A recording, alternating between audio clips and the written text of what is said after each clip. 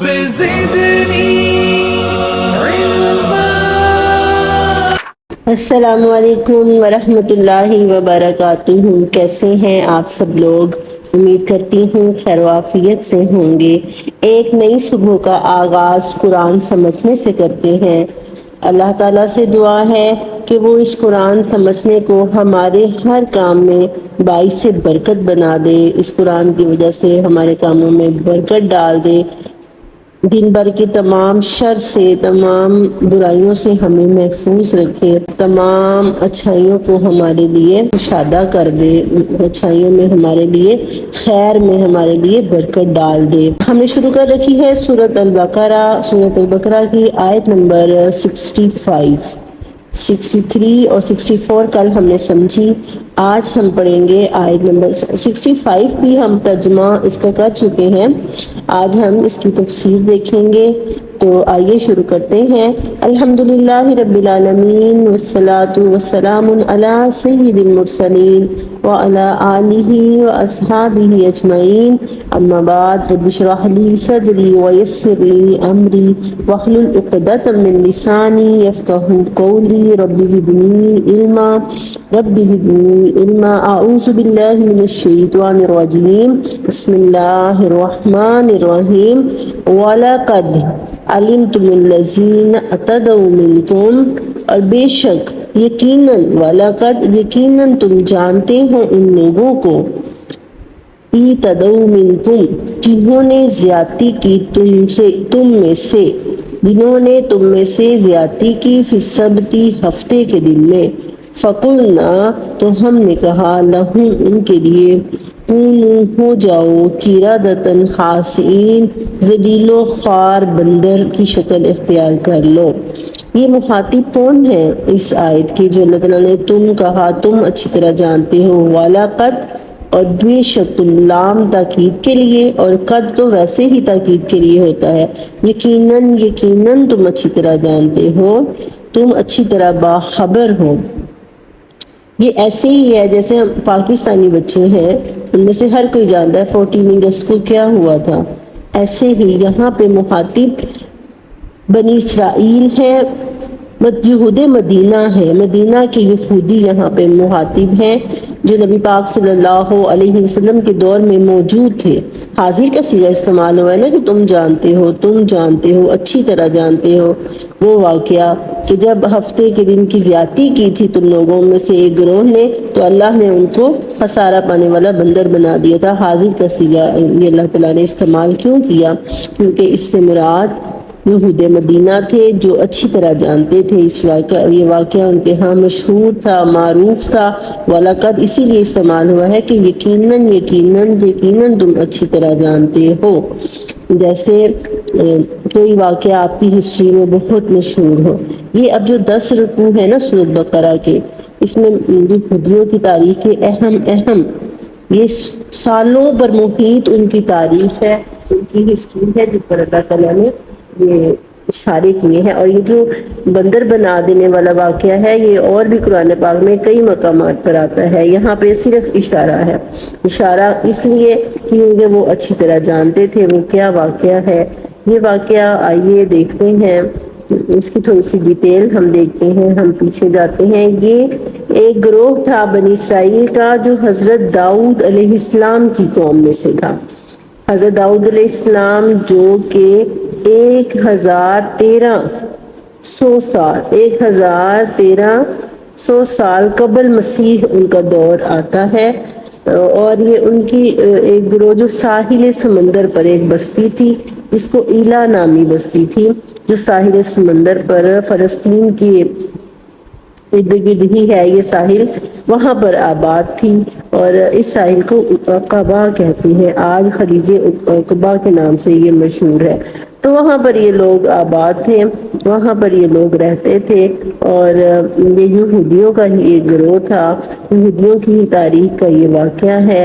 تو اللہ تعالیٰ نے ان کے لیے ایک دن کا احترام جو ہے نا وہ اللہ نے مقرر کیا تھا، اور وہ تھا فی السبت، ہفتے کا دن۔ سبت کا مطلب ہوتا ہے نیند کو کہتے ہیں، سباتا، وجعلنا نومکم سباتا، تو نیند کو ختم کر کے جو دن گزارا جاتا ہے اللہ کی عبادت میں اس کو سبت کہا۔ تو یہ سمجھ لیں ایسے ہی جیسے ہمارے لیے جمعے کے دن کا احترام ہے، مسلمانوں کے لیے اللہ تعالیٰ نے جمعے کا دن رکھا ہے، تو جمعے کا دن شروع سے ہے۔ کیا مطلب ہے اس کا؟ جمعے کے دن کا ہولی ڈے، یعنی 6 دن آپ لوگ جو مرضی کرو، لیکن جو ایک ہولی ڈے ہے اس کو اللہ کی عبادت میں گزارنا ہے۔ یہ مطلب نہیں کہ ساری پارٹیاں، سارے فنکشن سب کچھ اس دن میں ہو رہا ہے۔ ہالیڈے کا مطلب یہ ہے کہ عبادت والا دن، جس دن تم نے اللہ کی عبادت کرنی ہے۔ لیکن اب تو ہالیڈے کا مطلب اور ہی ہو گیا نا، ہم نے سارے فنکشن اس دن کے لیے رکھے ہوتے ہیں، ساری پلاننگز ہماری اس دن کے لیے ہوتی ہیں، لیکن وہ پلاننگز ہماری اس سے ریلیٹ نہیں کرتی جس مقصد کے لیے یہ دن بنا ہے۔ جیسے جمعے کا دن ہے تو رات سے ہی ہمیں اس کی پلاننگ کر لینی چاہیے کہ فجر ہماری نہیں رہے گی، فجر کے بعد ہم نے قرآن ضرور پڑھنا ہے، یعنی ہمارے اندر یہ چیز ہونی چاہیے کہ باقی 6 دنوں میں اور اس ہالیڈے میں فرق ہونا چاہیے۔ جمعے کے ٹائم تک قبولیت کی گھڑی بھی ہے، اسی صورت کا حق بھی پڑھنی ہے، غسل کا اہتمام کرنا ہے، خود بھی بچوں سے بھی کروانا ہے، خوشبو لگانی ہے، ناخن اپنے بھی کاٹنے ہیں، بچوں کو بھی کہنا ہے، بال میں جو ہے وہ بالوں کی کٹنگ وغیرہ بھی اسی دن کریں۔ تو اس دن کا یہ جو ہے احترام اور یہ اہتمام آج مسلمانوں کے اندر ہے۔ کثرت سے استغفار کرنی ہے، درود شریف پڑھنا ہے، اور جمعے کے لیے ٹائم پہ مسجدوں کی طرف جانا ہے، پھر دعا کا اہتمام کرنا ہے، اور اس کے بعد پھر اللہ نے حکم دیا فَانْتَشِرُوا فِي الْأَرْضِ وَابْتَغُوا فَضْلًا مِّنَ اللَّهِ، کہ زمین میں پھیل جاؤ اور اللہ کا فضل تلاش کرو۔ اس کے بعد ضرور دکان کھولیں، ضرور اپنے بزنس کی کام کریں، اللہ کا حکم سمجھ کے کریں، اللہ برکت ڈالے گا۔ تو بات یہاں سے شروع ہوئی تھی کہ جمعے کے دن کا جو احترام ہے جیسے آج ہے، یہ شروع سے ہے، شروع سے اللہ نے جمعے کا دن ہی رکھا ہے۔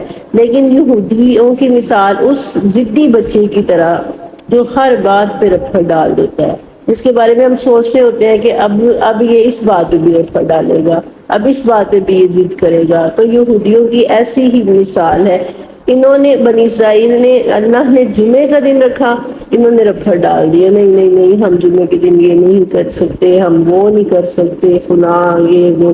تو پھر اللہ تعالیٰ نے ان کے لیے یوم السبت، ہفتے کا دن رکھ دیا۔ اب کیا تھا جی، ہفتے کا دن اللہ نے رکھا، اور یہ گروہ تھا نا حضرت داؤد علیہ السلام کی قوم، ان کے اندر اس ہالیڈے کا اس قدر احترام تھا کہ اس دن کوئی دنیاوی کام نہیں ہوگا۔ ہمارے تو ہے نا جمعے کے ٹائم تک کچھ نہیں کرنا، ظہر کی نماز، اس کے بعد اللہ نے سورہ جمعہ کے اندر خود حکم دیا ہے کہ نکلو اور اللہ کا رزق تلاش کرو۔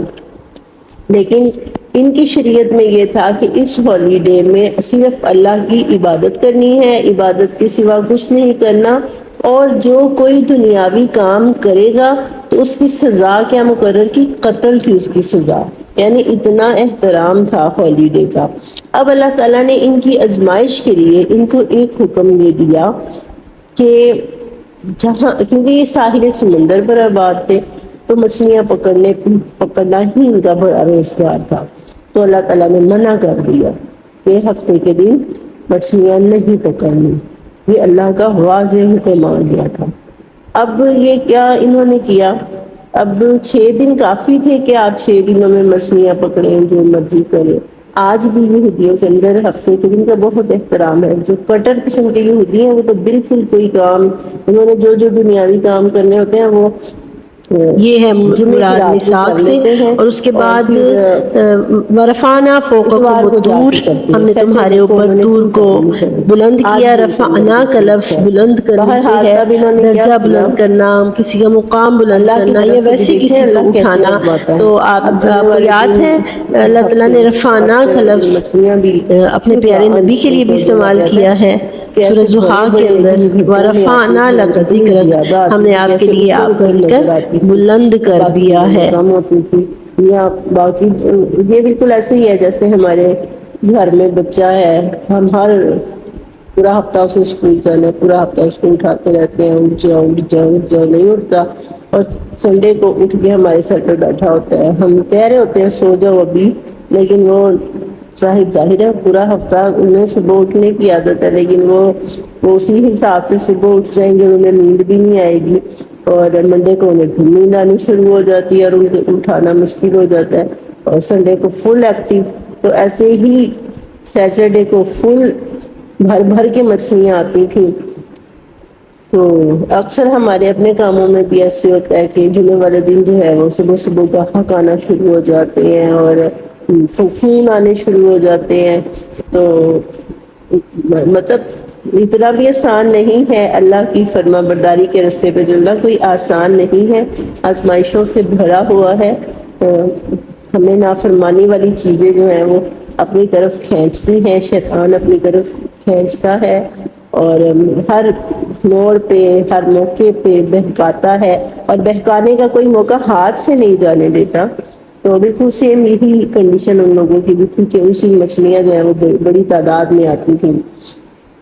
اب انہوں نے کیا کیا، اب انہوں نے راستے نکالنے شروع کر دیے، سوچنا شروع کر دیا، پلاننگس کہ ہم کیا کریں، کس طرح سیٹرڈے والے دن، سیٹرڈے کو جو اتنی مچھلیاں آتی ہیں ان کو ہم کیسے پکڑیں۔ اب انہوں نے کسی نے جال لگانے شروع کر دیے، کسی نے ساحل سمندر پر چھوٹے چھوٹے ہودج بنانے شروع کر دیے، مطلب پانی کے چھوٹے چھوٹے نا ہودیاں بنانی شروع کر دی کہ جہاں پہ مچھلیاں آتی تھیں اور وہ ادھر سے ان کو پکڑ لیتے تھے۔ تو اس طرح کے معاملات اور اس طرح کے کام انہوں نے کرنے شروع کر دیے، اور اس طرح سے انہوں نے سیٹرڈے کو فرائیڈے کی رات کو وہ لگا دیتے تھے اور منڈے کو جا کے وہ نکال لیتے تھے، یا سیٹرڈے کی رات کو ہی وہ کرتے تھے۔ تو اب گنجائشیں ڈھونڈنے والے تو ہر چیز میں گنجائشیں ڈھونڈ لیتے ہیں نا، ہمارے جیسے بھی کہیں گے اس میں کیا ہے بھائی، سیٹرڈے کو تھوڑی پکڑی ہے انہوں نے، تو فرائیڈے کی رات کو لگایا ہے اور منڈے کو جا کے پکڑا۔ تو اس طرح بہرحال ایک چیز جو منع ہے وہ منع ہے۔ سنڈے کی اللہ تعالیٰ نے سختی کی تھی، اللہ کی حدود، اگر اللہ تعالیٰ کسی چیز پر سختی کرتا ہے تو ہمیں اس چیز کا احترام کرنا چاہیے اللہ کی حدیں سمجھتے ہوئے۔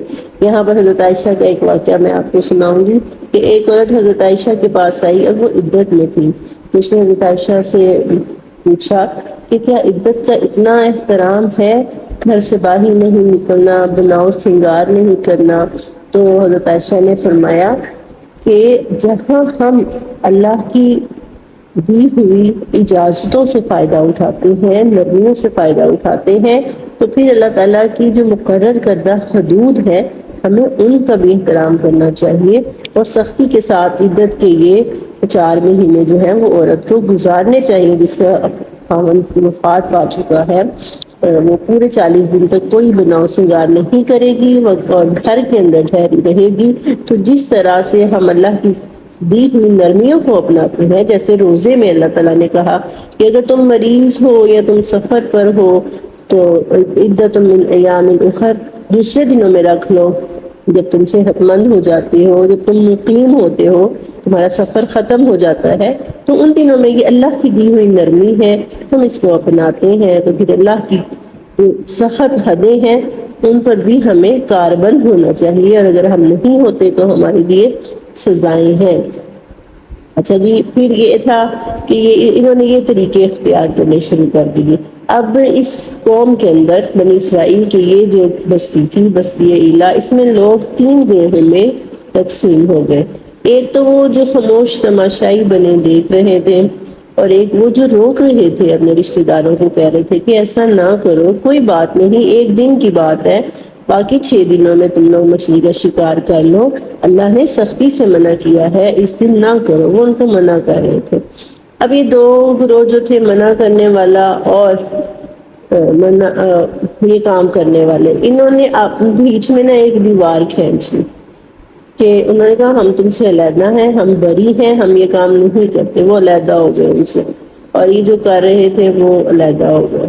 اب یہ ہوا کہ صبح جب اٹھے، اچھا یہ بھی سوال کیا جاتا ہے کہ آج جو موجودہ بندر ہیں یہ وہی بندر ہیں جو بنی اسرائیل کا ایک گروہ بندر کی شکل اختیار کر گیا تھا؟ تو نہیں، نبی پاک صلی اللہ علیہ وسلم نے فرمایا ہے کہ جب اللہ کسی قوم پر عذاب مسلط کرتا ہے تو پھر صرف 3 دن تک انہیں موقع دیتا ہے، 3 دن کی مہلت ہوتی ہے، وہ زندہ رہتے ہیں، اس کے بعد وہ سب کے سب فوت ہو جاتے ہیں۔ تو ان کے ساتھ بھی یہی ہوا تھا، 3 دن بعد یہ سب مر گئے تھے، یہ سب فوت ہو گئے تھے، اور ذہن ان کے انسانوں کی طرح سوچتے تھے، انسانوں کی طرح فیل کر رہے تھے کہ ہمارے ساتھ کیا ہوا ہے، لیکن جسمانی شکلیں ان کی چینج ہو گئی تھی، خاص طور پر ان کے چہرے بدل گئے تھے۔ اللہ تعالیٰ جب کسی پر عذاب بھیجتا ہے تو اللہ تعالیٰ شکلیں بدل دیتا ہے۔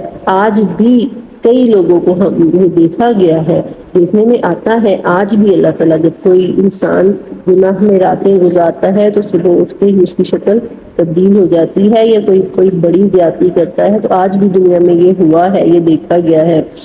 تو اکثر ہم خبروں میں یا اس طرح سے دیکھنے میں ملتی ہیں یہ چیزیں بھی، تو ایسا ہی ان کے ساتھ بھی ہوا۔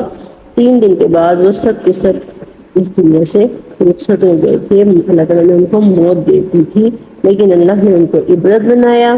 اب یہ ہوا کہ جب صبح ہوئی تو انہوں نے دیکھا کہ وہ لوگ بستی کے جو دوسری طرف رہتے ہیں وہ باہر نہیں آئے، انہوں نے کوئی اپنا کام وغیرہ، کوئی معاملات شروع نہیں کیے، سارے کے سارے۔ اور پھر اونچی اونچی ان کے دھونے کی اور چیخنے کی جب آوازیں آئیں تو انہوں نے جا کے دیکھا تو وہ ان کی شکلیں تبدیل ہو چکی تھی۔ انہوں نے کہا، جو روکتے تھے، جو نہیں انل منکر کر رہے تھے، یعنی جو نیکی کا حکم دے رہے تھے اور برائی سے روک رہے تھے، اللہ تعالیٰ ان کو بچا لیتا ہے، ہمیشہ اللہ تعالیٰ ان کو بچا لیتا ہے۔ اور جو خاموش تماشائی بنے دیکھتے رہتے ہیں، اللہ تعالیٰ ان کو بھی کرنے والوں کے ساتھ ہی سزا دیتا ہے۔ تو اب یہ تھا کہ وہ زور زور سے رو رہے تھے، چلا رہے تھے، ایسی اس طرح سے چلا رہے تھے، رو رہے تھے کہ وہ برداشت نہیں ہو رہا تھا، ان کا رونا اور چلانا دیکھا نہیں جا رہا تھا۔ اس حالت میں وہ لوگ 3 دن رہے۔ پھر انہوں نے کہا کہ کیا ہم تمہیں روکتے نہیں رہے تھے کہ اللہ نے اتنا بڑا گناہ اس کو قرار دیا ہے، اس کی سزا قتل کی ہے، تو اعتدوا کا مطلب حد سے تجاوز نہ کرو۔ ہم معتدون قرآن پاک میں ہے نا، اور وہ حد سے تجاوز کرنے والے ہیں، جو اللہ نے حدیں مقرر کی ہیں، ان حدوں کو انہوں نے توڑا تو پھر اللہ تعالیٰ نے اپنا عذاب ان پر مسلط کیا۔ 3 دن تک اللہ کے عذاب ان پر مسلط رہا، اور پھر وہ سب کے سب موت کی آغوش میں چلے گئے۔ یہ ایک اہم واقعہ تھا۔ اللہ تعالیٰ یہود مدینہ کو اور پھر آج ہم سب کو اللہ تعالیٰ وہ واقعہ سنا کر اللہ نے اس واقعے کو ایک عبرت بنایا ہے ہمارے لیے کہ اس سے سبق حاصل کرو، اللہ کی حدوں سے تجاوز نہ کرو۔ یہ ایک اہم واقعہ ہے، یہ میں تمہیں اسی لیے سنا رہا ہوں کہ اس واقعے کو سمجھو، اس پر غور و فکر کرو اور اللہ کی حدوں سے تجاوز نہ کرو۔